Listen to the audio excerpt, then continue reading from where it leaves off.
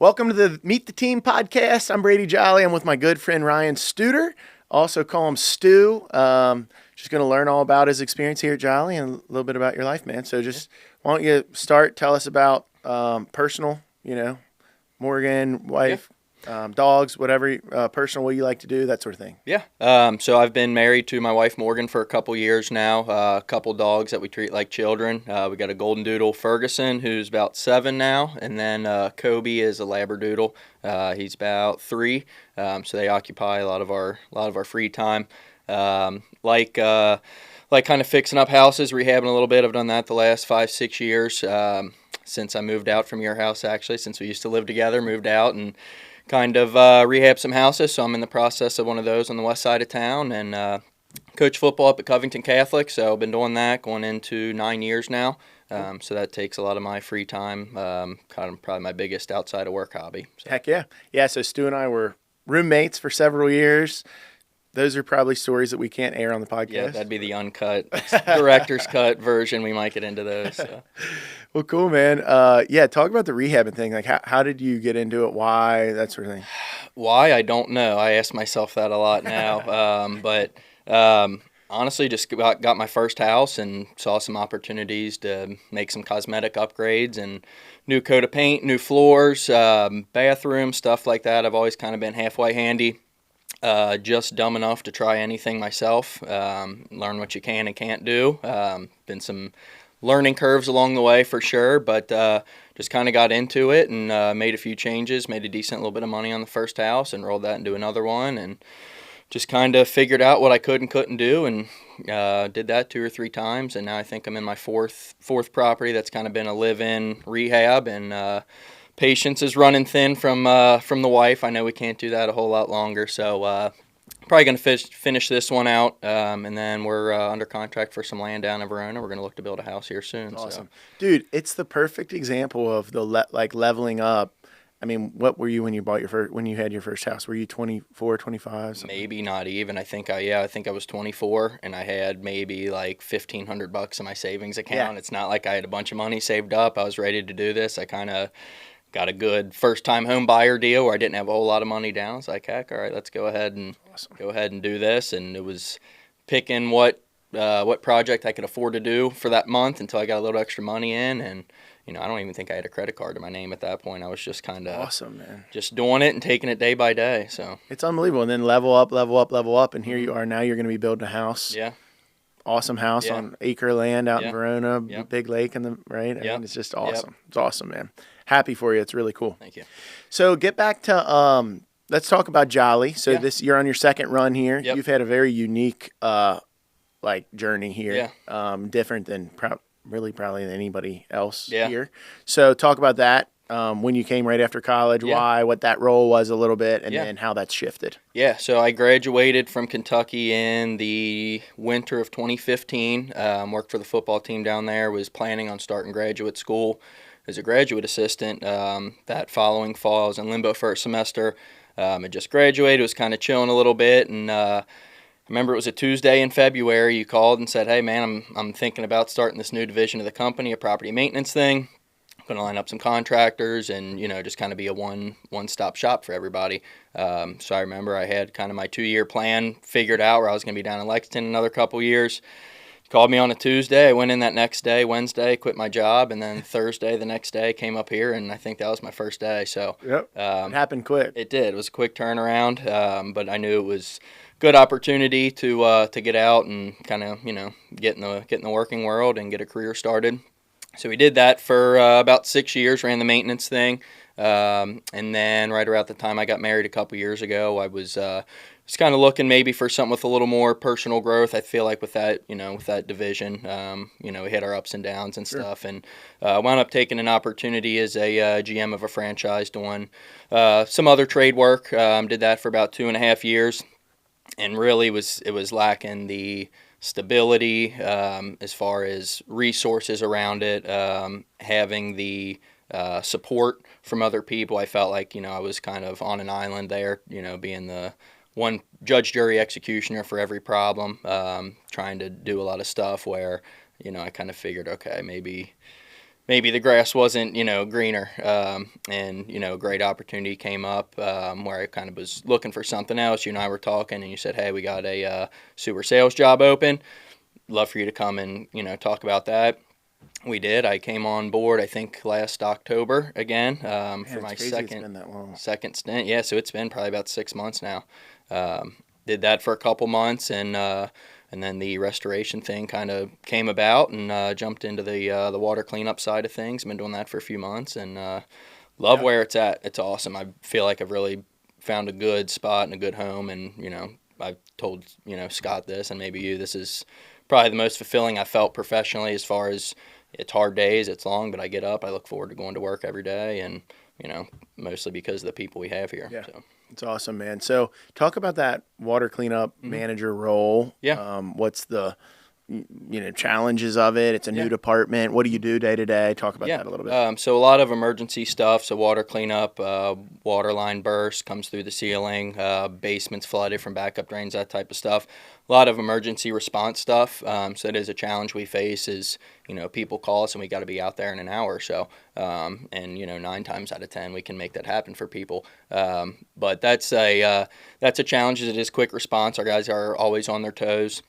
A little bit of a challenge kind of with taking the role was kind of reworking some things culture-wise in that department, and getting them on the same page that the rest of the company was in, as far as trainings, one-on-ones, just really enacting the systems that are in place. I mean, everybody, all the other departments have these systems and processes. They're successful. Really just bringing those over to the water cleanup side. We have great people. They know what they're supposed to be doing. It's just kind of getting in those good habits, those good routines, but going in and cleaning up people's problems. Water's in the basement, sewage in the basement, whatever it may be. Even things worse than that, we can go in, we can clean those up. Same day, we can clean things, deodorize, sanitize, dry things out. So a lot of emergency response type stuff. Can take care of odor damage, mold, air quality testing, that type of stuff. So it kind of crosses into a lot of different fields, but any sort of emergency service or, cleaning, carpet cleanings, that type of stuff. Yeah, man, I think your whole journey here has been it's been cool, because when you left here and went your other role, all that prepared you perfectly for this. Oh yeah. It's like some of those things when they happen, maintenance, it was just a challenging thing we end up getting out of. That ultimately, I think, great. That's a good thing. You left, you got good experience. Great. It's a good thing. Sewer sales, moved from that. We had challenges in restoration. It's like, wow, we have the perfect person. They have all this experience. They've been a leader here, been a leader at another department. Perfect. Good. Yeah. Let's move you right here. Yeah. So talk about that journey and the peaks and bounds and bouncing around and what that's taught you and how that set you up for this management or leadership role that you're in now. Yeah. I mean, truthfully, if I would have never left and just stayed, I may have fallen into this role anyway. I don't think it would be nearly as successful. There was challenges on, okay, if this doesn't work, what do we do? Or, hey, this does fall on you. You got to figure it out.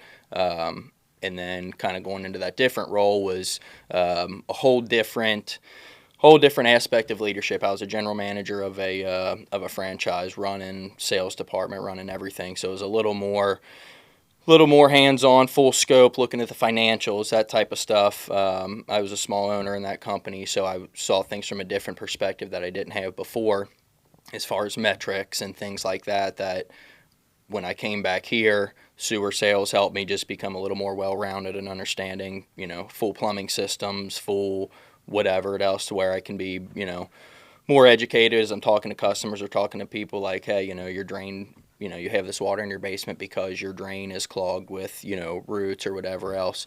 And then just kind of navigate into the water cleanup thing, all those different lessons and exposures I had with, the first time I was here, and, understanding the culture and what Jolly was about. Okay, I get that roadmap.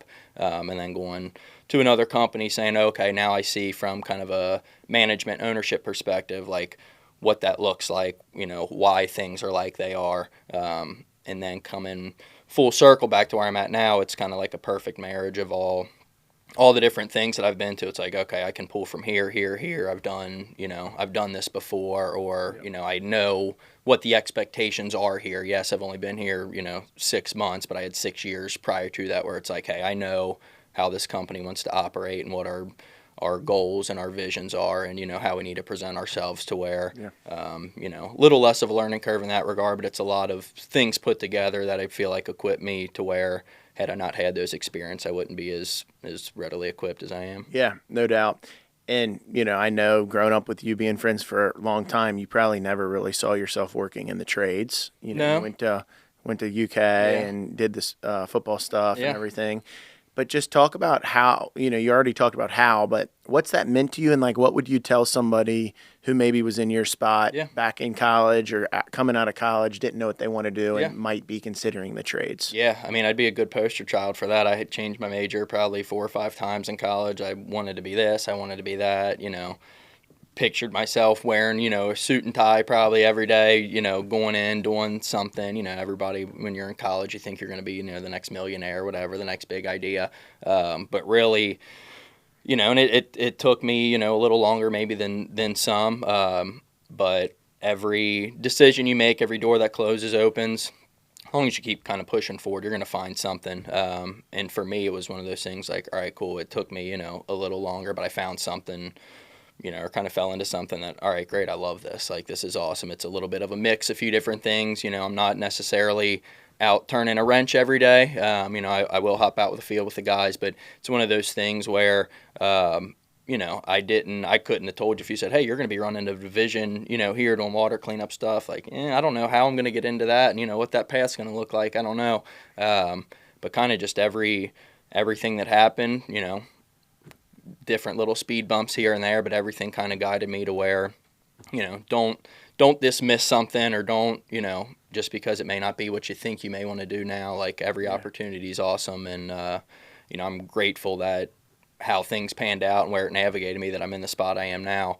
If I only looked for opportunities that I thought I was interested in when I was 21, 22 years old coming out of college, I could be stuck, No in an office, working all day, not really happy. And I kind of discovered that I'm not necessarily a full office type of guy. I like to be out and about, and, I kind of like the different change of pace. And I think I operate well in chaos a little bit, to where with this line of work, it is kind of chaotic. So kind of one of those things like, hey, just because you go to college, you can still do trades. You don't have to go to college to be successful or even to be in trades. I think that's one thing that, I would, if I could go back, I'm still paying my student loans. I hate to do that, but I'd still go back and I'd do the same thing I did. I'd still go to college and do the same thing I did, but you don't have to do that to get into something now. It's not like it was, I think, when we were, when we were going, it was preaching, hey, you got to go to college, got to go to college. Now it's like, looking back, I'd still do the same thing because of the experiences, but look into the trades. We got some really great young people at this company that are 18, 19 years old that came out of high school and got straight into the trades. And, our drain guys, some of our young excavation guys, awesome young guys, great attitude, killing it, making really good money, better money than any 18, 19-year-old, and they're not going to come out with, 40, 50 grand in debt. So, but yeah, just, with my path, any path can kind of take you wherever. If you look at everybody's path at this company, everybody's is a little bit different. But I think the big thing is, really great people here, whether they're 18, 19, or, 30, 40, 50. That's kind of the common denominator. Well, man, the circle back, like now on your personal life with the houses and flipping the houses, you kind of got into the trades and learned all this stuff. Yeah. And I think people see that happens all the time, right? Yeah. People that maybe grow up and don't think they would be the person that could renovate a whole house. Then for a few years, you're like seeing all this construction. You're like, I could do that. Yeah. And then, all right, I'm gonna try it. And Yeah. then next thing you know, you're 10 or 12 years later, Yep. building a house Yep. because you've made good money along the way rehabbing houses. It's cool how the trades is a career that can tie in to your personal life. Yeah. I mean, And you're a perfect example of that. Yeah, I mean, I started out with an $80,000 house in Latonia, and worked my way up to selling something for a couple $100,000 that make some decent money on, and be able to purchase a lifelong house. And it's funny, I love my dad and my brother. Them both. Like, neither of them are the most mechanically inclined, I guess, or handyman inclined. So it is kind of funny. It's I kind of just stumbled my way into it, and just trying stuff. And all right, cool, I can do this. It's not as hard. Or I learned this lesson, I do that differently next time. And just kind of taking it, rolling with it. And yeah, it does. overlaps a lot into my personal life too, to where, not only does it give me the skills to save money if something goes wrong at my house, but, I can buy something that maybe somebody else doesn't see as an opportunity and put a little equity into it and some sweat and, Gives you confidence. Mm-hmm. It can be done, right? Yeah. Your football background, Mm-hmm. help obviously playing football in high school, helping at UK for what, 6 years? 5.5. I'll call it 5.5, 6 seasons. 6 seasons. 6 seasons, 5.5 years of school. I took a victory lap and a half. But, yeah. And then now coaching at Covcath for how long? This will be season number 9. So talk about, I think sports are just an unbelievable entry into business and the principles of business, and there's so many good parallels. Talk about your experience in football and what that's meant to you being a leader now at our company. Yeah. Especially in the last year or so, or last couple of years, I've kind of been in more of like leadership roles. Everybody says, when we were in high school and, just the cliche, like, football is a game of life, all this stuff. It really is. I mean, I value now more. I think when I got into it, it was more, I love football. I love the X's and O's, that type of thing. Last few years, I feel like probably because of the leadership thing, I value more the relationships with the kids and the football. Just being able to guide them and, set them on the right path.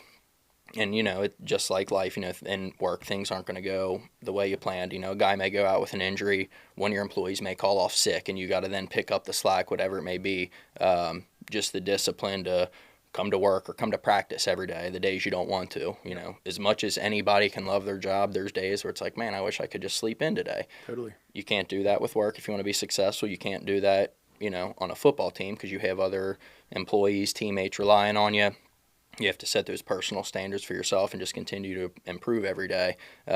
So it definitely applies. I try to instill as much of that, on the kid, with the kids as possible. They'll see me coming to work, sometimes when I was doing the sewer sales, especially in dirty clothes or whatever. And, they'd give me some little bit of flack about it. Hey, coach, what you been doing all day? It's like, hey, I had to get up. I woke up at 5, 6 o'clock and went to work, and I'm here. I made commitments, and I stick to them, and just try to in a roundabout way, and tongue in cheek, little humor wise, just kind of show them like, hey, this is what you got to do. Whether you're playing or not, whether you're a scout team guy or a starter, your role's important.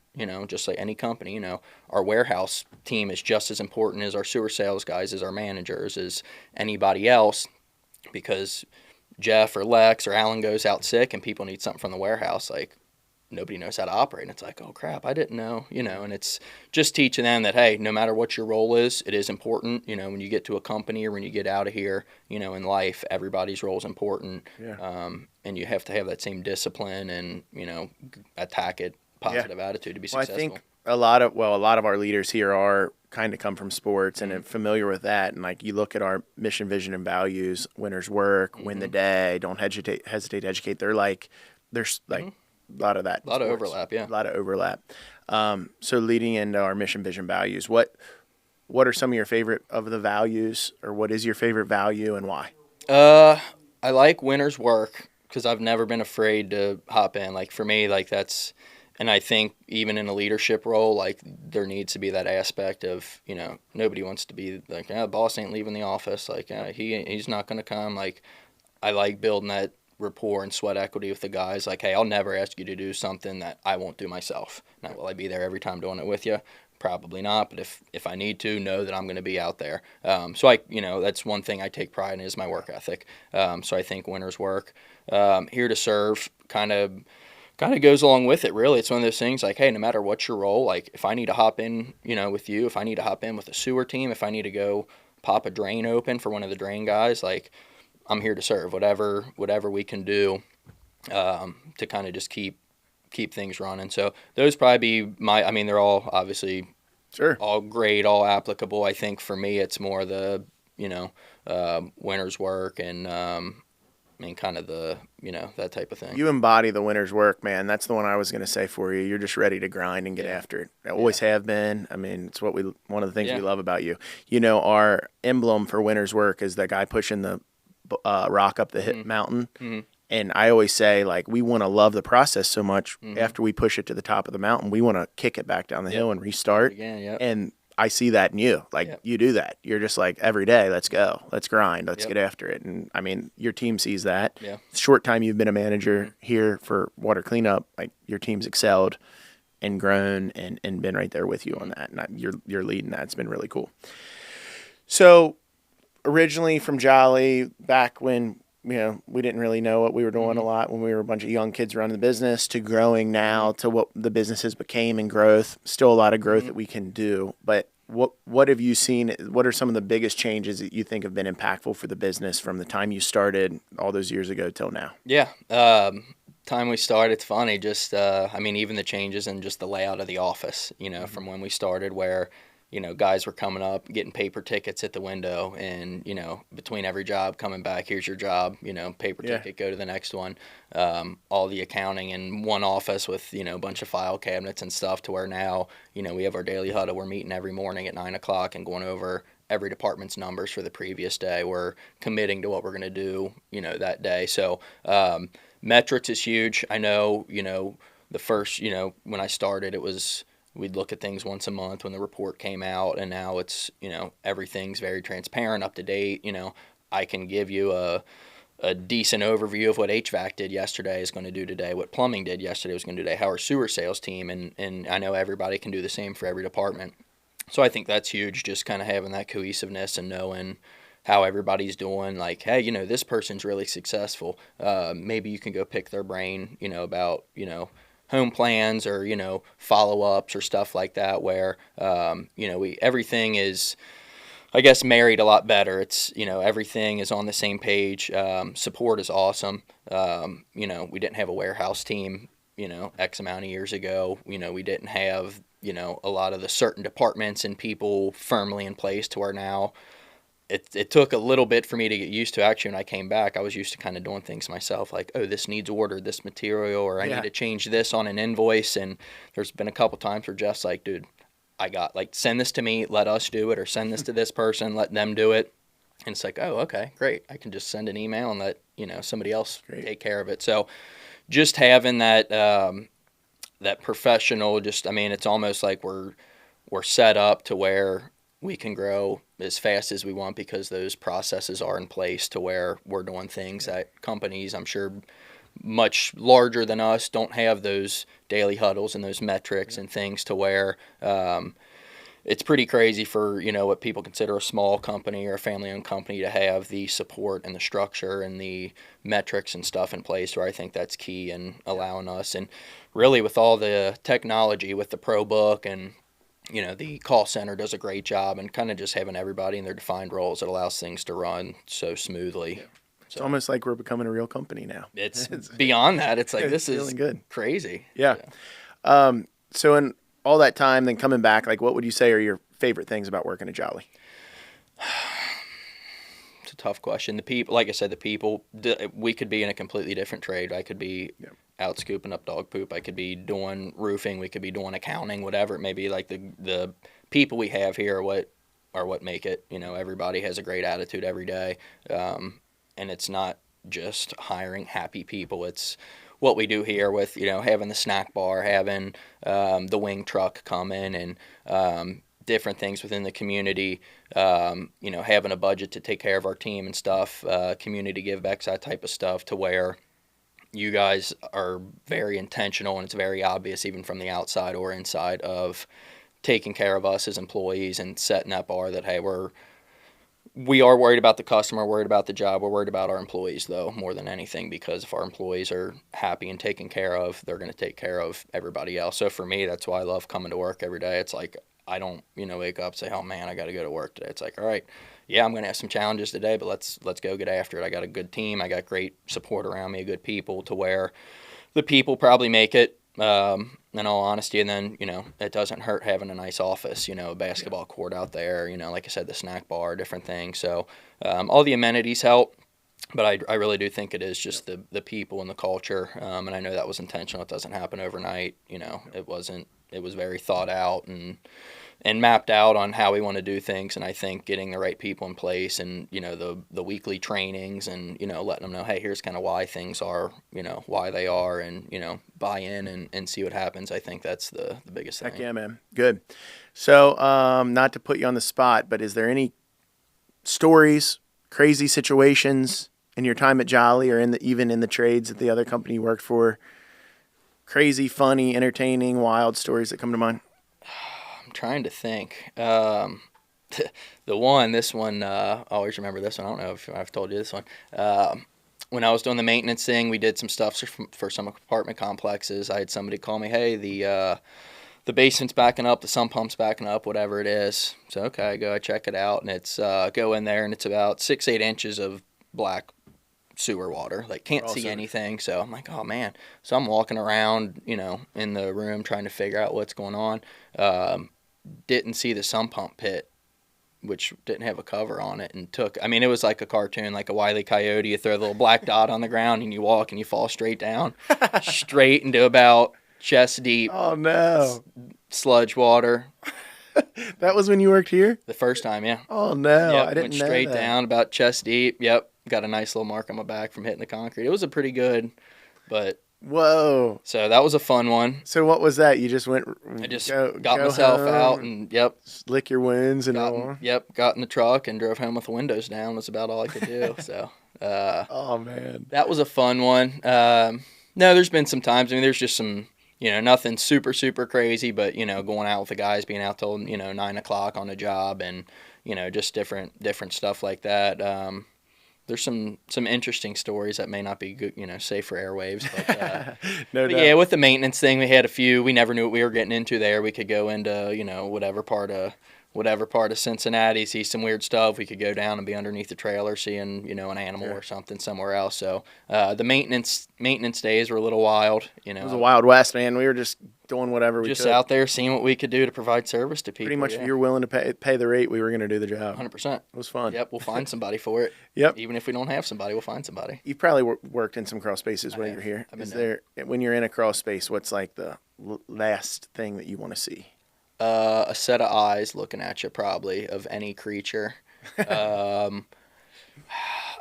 I'm not good with, I don't like serpents. I'm not good with something on its belly. So, I'd rather go down and see, I don't want to take on a raccoon, but I'd be a little less scared seeing a raccoon. If I see a snake or something coming towards me, you're out. I'm out of there quicker than I got in. Snake is the number one thing on top of my list, probably. Like, I've come in contact with a couple other, aggressive little squirrels or, the occasional groundhog or something. Little left for some reason. It's just, But any creature, anything that's down there with you that thinks you just came into his house is willing to get a little aggressive. You never want to go into a wet crawl space if you're crawling on your stomach or your backside. Moisture's never a good thing. But you can throw a suit on for that. That can be overcome. But I'd say anything that's breathing down there with you that you don't expect to find down there is always a little scary.